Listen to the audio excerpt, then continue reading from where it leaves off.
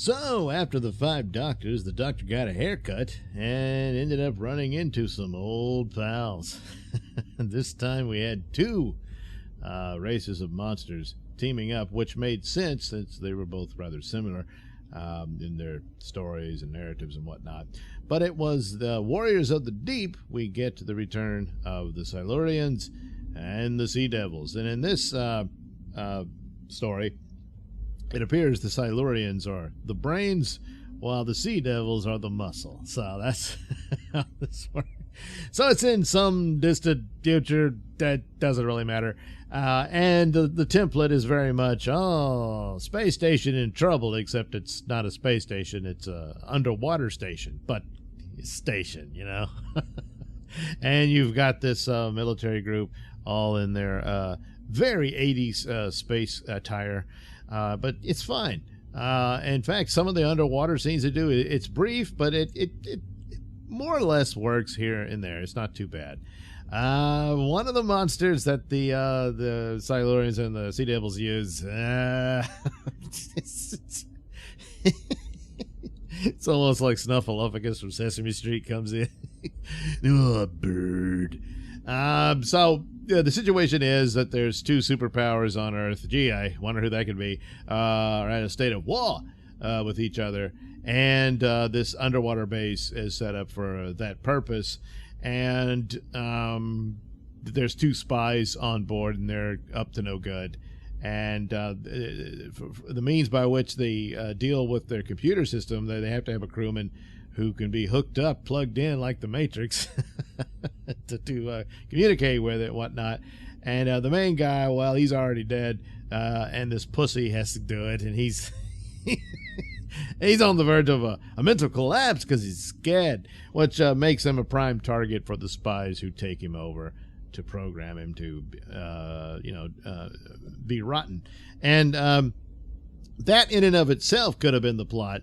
But instead, unbeknownst to all of them, the Silurians are plotting to retake the Earth as they did in the past. So they've been hibernating, and they're trying to wake up the Sea Devils to help them out with this, which they succeed in doing, and the attack begins. So the doctor, of course, somewhat accidentally arrives. Pretty typical. Or does he? The Turlo they may have a brief thing. He's decided to hang out for a little while rather than try to get back home. And the doctor was saying, hey, we're going to go to Earth so I could show Tegan her future, or the Earth's future, rather. And, well, I guess you got it, But, of course, they nearly get killed several times over, back and forth and back. But it's one of these continuity episodes in which the Doctor makes contact with the Silurians, and one of them happens to be the same one that the Pertwee Doctor had met and brokered a deal and all this. And this whole thing and the mood of it is very much in line with Pertwee's Doctor's approach. And also as a bit of a Pertwee certainly was, and in this episode is a precursor to the sentiments of New Who, sometimes going way overboard with it, in my opinion. There's a little bit of that here where the Doctor gets upset with humanity wanting to wipe out the Silurians and Sea Devils, and the Doctor is like, well, that's genocide, And they're like, hey, they're trying to kill us all.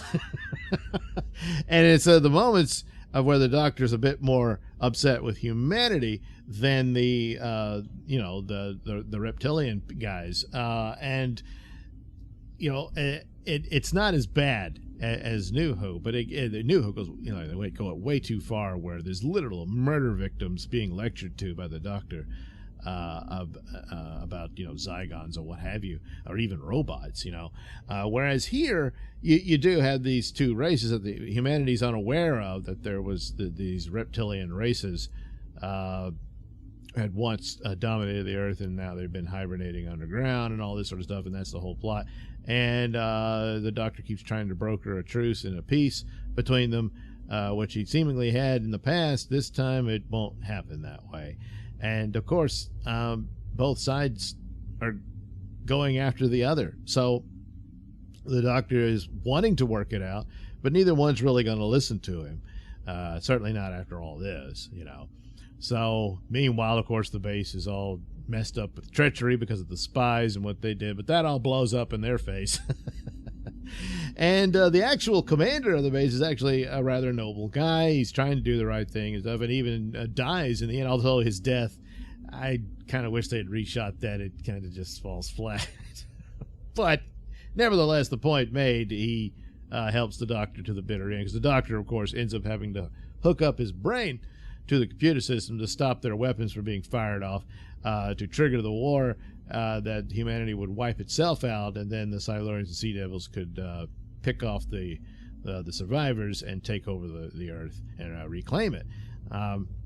Yeah, it's a plot you've seen a million times, but, well, if you could pull it off, it would probably work. So, you know, and that's the situation. But in the end, certainly Turlo ends up killing the Silurian leader, because he has to. The captain or commander or what, I forget his military title, but you know, he's the leader of the sea base.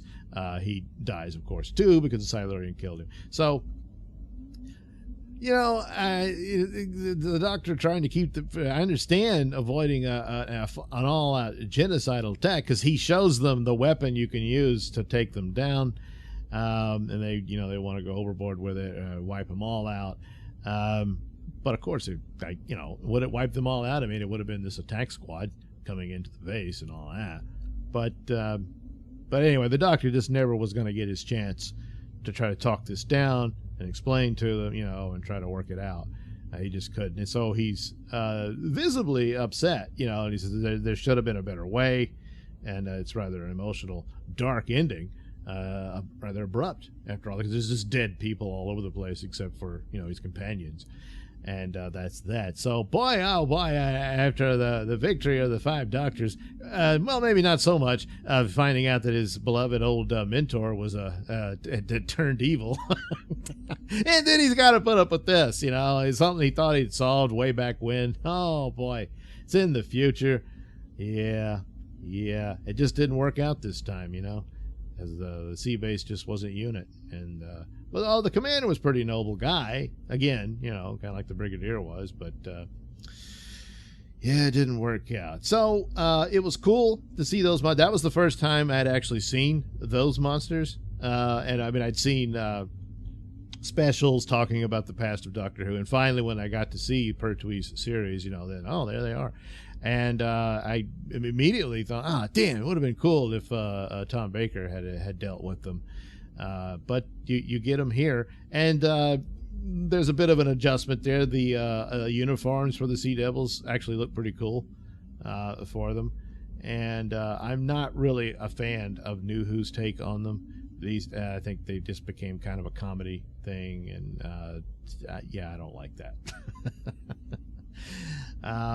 But well, it is what it is. So yeah, I don't think they were treated very well in New Who era, but here, yeah, pretty good. I mean, it's a sad story, of course, but pretty good. Obviously, the budget they had with what they had, the big dragon, the dog that they sick on the human. What are you gonna do? It's what they had. I guess with if they had knocked the power out and made the lighting darker, it probably could have worked a little better, something like that, and just kept it, where you don't quite see what the monster is. A lot of times, if you handle that well, you can learn that from horror movies and whatnot. That can be quite effective and scary and stuff like that. Here, everything was brightly lit. The rest of the set was fine,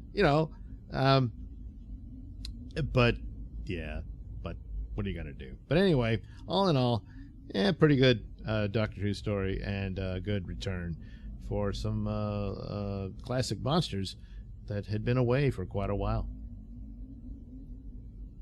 Thanks for watching and listening. Say, while you're still here, why not like and subscribe and share with your many friends? Yes. Also, check out my mini stores in the link description below. Yes, where you can get t-shirts, hats, mugs, all those goodies with my artwork on them. Oh, yeah.